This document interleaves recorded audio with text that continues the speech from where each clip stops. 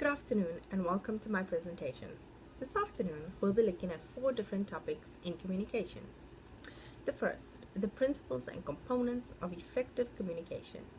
What is communication?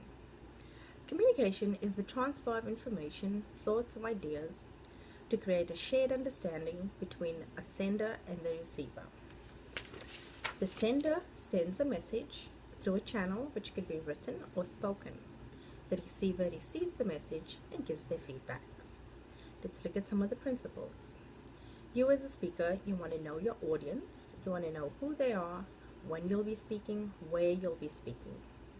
You want to know your purpose. What is your purpose? To inform the audience about something or to persuade them about something? Is it a ceremonial speech? Are you there to honor somebody or introduce somebody? Anticipate objections. The audience might have questions. They might not agree with what you're trying to persuade them. Present a rounded picture. You want to explain to the audience the benefits of why they should agree with you. Gain audience credibility. You might want to do some research before you speak so you have evidence to support your statements. Present in different ways. You can use text or audio or diagrams. People remember 10% of what they read. They remember 20% of what they hear, 30% of what they see, and 40% of what they see and hear. Try to obtain feedback at the end. Maybe an anonymous paper that people could fill out on how you did. This is a way that we can assess how we did as a speaker. Let's look at number 2. Public speaking in a variety of settings. There's 3 major categories of public speaking: informative, persuasive, and entertaining. Let's look at informative. Informative, you're there to inform the audience about something. You sharing your knowledge that you have with them.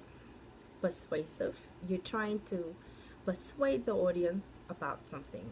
You believe in something and you're trying to convince them that they should believe in this too. Entertaining, this could be at a wedding, a toast, or an acceptance speech. I'm sorry. Or it could be a eulogy at a funeral. Public speaking is important because it develops leadership skills. It's become common in jobs, and it develops critical thinking, and it helps with verbal and non-verbal speaking skills. And if you do it all the time or you practice it a lot, you'll get better. The next thing we'll look at is verbal skills. Verbal skills is the way you deliver a message and how you receive a message. It happens every day. The way you speak to people and the way that people speak to you, how you take it. Non-verbal skills could be verbal facial expressions, the tone of your voice and the pitch of your voice, gestures you make through your body language, and the physical distance that you are to a person or to the audience. Lastly, let's look at technology. We've come a long way from blackboards and overhead projectors. Now we use PowerPoint, and Microsoft Word can also be used as visuals. What else am I leaving out? I think I've basically covered all the 4 topics. Thank you for watching.